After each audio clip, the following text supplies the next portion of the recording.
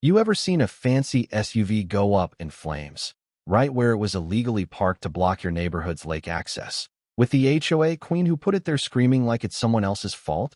That's what went down when my neighbor, Diane Ramsey, thought she could chain off our shared dock and park her ride to keep us out, only for a fire to torch her car and her power trip in one glorious blaze. I'm Nate Carter, and this is how I took back our lake, with a little help from karma and a lot of stubborn digging. Picture Lakeview Haven, a tidy little community in North Carolina where every house looks like it stepped out of a magazine. But the real gem's the lake, a shimmering stretch with a walking path to a dock where folks kayak, fish, or just soak in the sunset. I've lived here 9 years, loving that path. Whether it's for an evening paddle or a morning jog, it's ours, written clear as day in our HOA charter as shared public access, a slice of freedom we all cherish. Things were good, neighborly. Until Diane rolled in 6 months ago, fresh off a divorce, retired from some corporate gig, and itching to run anything to feel important again. She swept into the HOA president role with barely a vote, promising order and value, but what she delivered was a one-woman dictatorship, and our lake was her first target. It started one Tuesday, me gearing up for a sunset kayak, when I hit a chain across the path entrance, strung up overnight like a prison gate, with signs screaming restricted area, HOA order. I'm standing there, kayak in hand, dumbfounded. No notice, no meeting, nothing. Diane's house is 2 blocks over, so I knock, keeping it friendly. She answers in a blazer at 7 p.m., like she's chairing a Fortune 500 meeting, not sipping wine at home.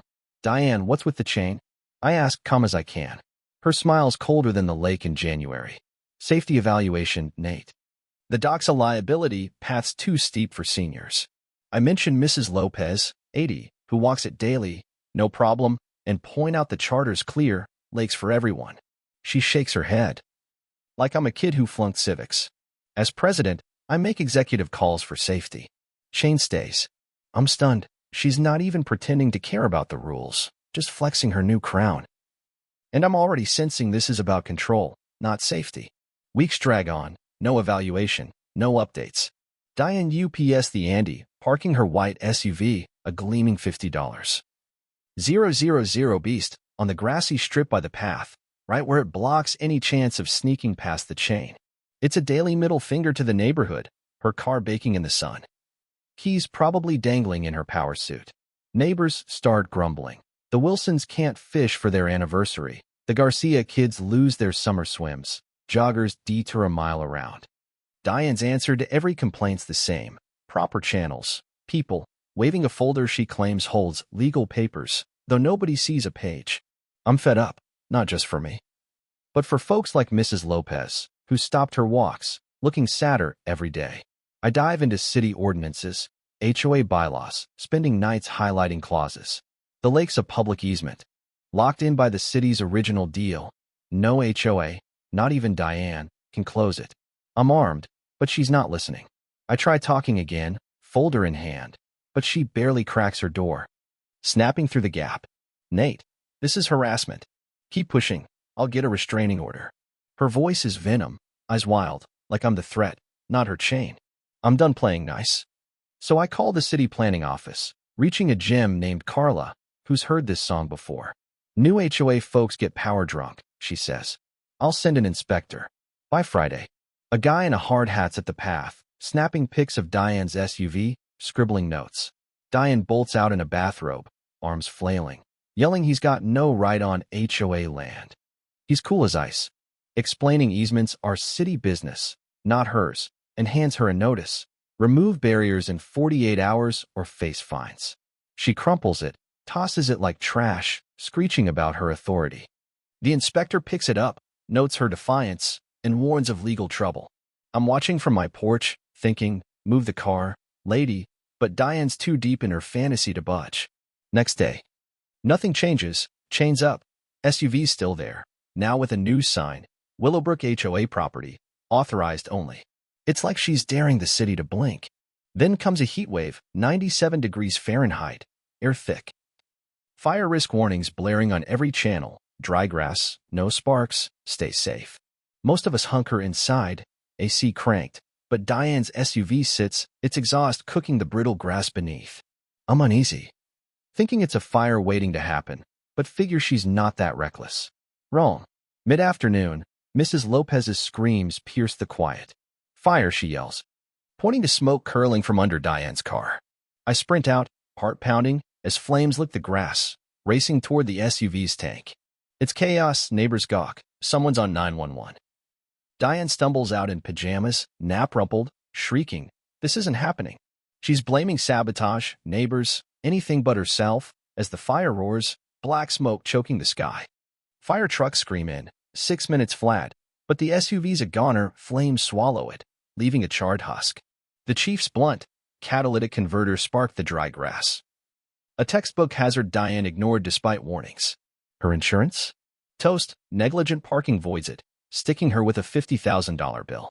The city inspector's back next morning, with a fire marshal and a lawyer-looking type, measuring, photographing the wreckage. Diane hovers, trying to bully her way into their huddle, but they brush her off. They hand her a fat envelope, $9,000 in fines for easement obstruction, illegal parking, fire hazard creation, with a hint of criminal charges looming. Her face cycles through shock, rage, denial, insisting her HOA title shields her. The marshal's patient but firm. "HOA's not above city law, ma'am.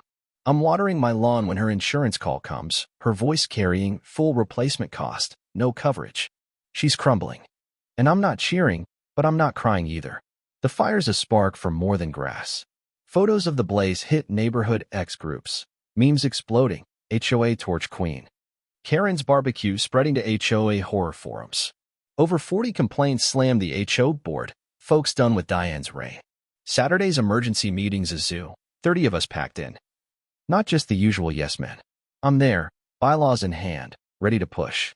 Diane tries running the show, but it's over the second Mrs. Lopez stands, voice trembling, saying the blocked path stole her walks, her peace. The Wilsons share their ruined fishing trip, the Garcias their kids' lost summer. Even Diane's old allies, like Mr. Reed, admit her methods went too far. I read the charter. Lake's untouchable, Diane's authority a sham. Then cite city law, easement rules, her fines. The room's electric, neighbors finding their guts. Calling for her head. Diane's pale, stammering about misunderstandings, but we're not buying. The board, cornered, votes unanimously. Diane's out. Banned from leadership. Lake access reopened. Apology issued. Someone yells, "Need a ride home, Diane?" "Your car's ash." As she storms out, laughter trailing her like a shadow. The city doesn't let up. $9,000 fines, plus legal fees. Hit Diane hard. Her insurance denial leaves her owing $50,000 for the SUV, and whispers of trespass charges linger, up to 6 months in jail, $5,000 more. She puts her house up for sale 2 months later, can't swing the mortgage after her lesson. The burn patch grows over, wildflowers sprouting, a quiet middle finger to her reign. I'm back on the lake, kayak gliding, sun dipping low, Mrs. Lopez waving from the path, kids splashing at the dock. It's ours again, not just the water, but the feeling free, together, unafraid. Those nights poring over laws, calling Carla, facing Diane's glare, they weren't just for me. They were for us, for every neighbor she pushed around, for the lake we fought to keep. I'm no hero. Just a guy who loves a paddle, but standing up showed me what we can do when we stop bowing to bullies. Still, that folder Diane waved, stuffed with papers nobody saw, nags at me. Was she alone? We're cooking up something bigger with HOA cronies. Her signs, that chain, too polished for a solo act. Did I burn out one tyrant, or light a fuse for another? Drop a comment, share your HOA battles. Tell me what you'd do if someone chained off your favorite spot. Is this karma, or a fire too wild? Hit like if you're Team Carter, share if you know someone who needs to hear it. This is Nate, signing off from Lakeview Haven, where the lake's open and the Karens don't rule.